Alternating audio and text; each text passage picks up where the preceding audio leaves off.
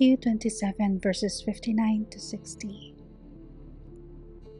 Joseph took the body, wrapped it in a clean linen cloth, and placed it in his own new tomb that he had cut out of the rock. He rolled a big stone in front of the entrance to the tomb and went away. Today we pause in the stillness of Silent Saturday. The cross stands empty. The tomb lies sealed. For Jesus' followers, grief and confusion weigh heavily. Their teacher, their Messiah, the one in whom they had placed their hope, is gone. Dreams of redemption seem crushed, and the silence feels deafening. But this silence carries significance. Silent Saturday reminds us of the gravity of Christ's death. The Son of God bore the weight of our sin, took the punishment we deserved, and endured the separation from the Father we could not. As Isaiah prophesied, He was pierced for our transgressions, He was crushed for our iniquities. The punishment that brought us peace was on Him, and by His wounds we are healed. This day forces us to sit with the truth that there was no other way. No number of good deeds or sacrifices could atone for the sin that separated us from God.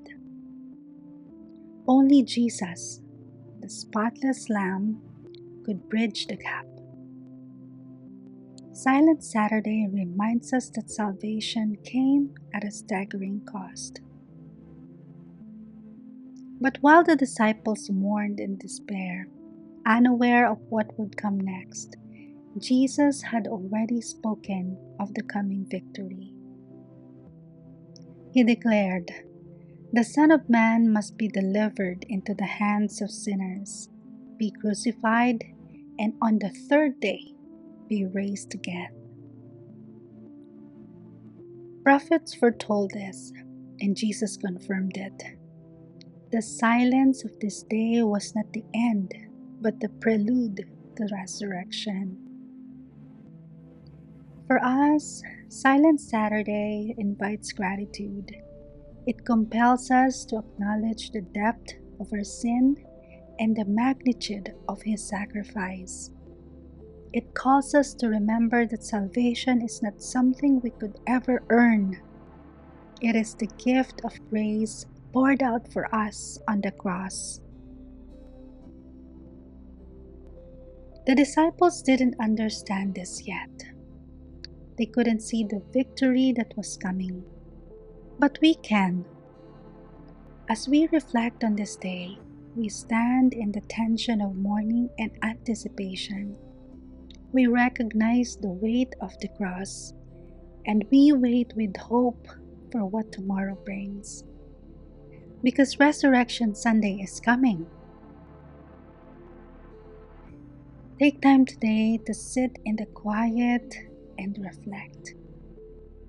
Grieve the cost of sin that led Jesus to the cross.